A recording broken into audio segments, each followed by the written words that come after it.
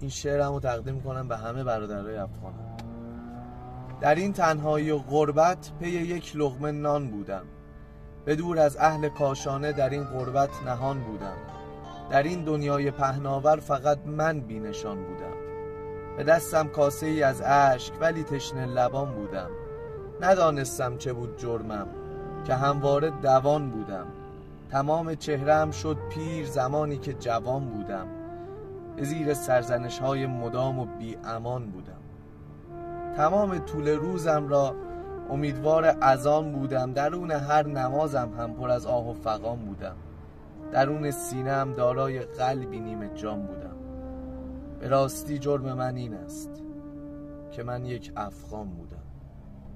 دارم ز جان ای محمدا مهر تو پنهان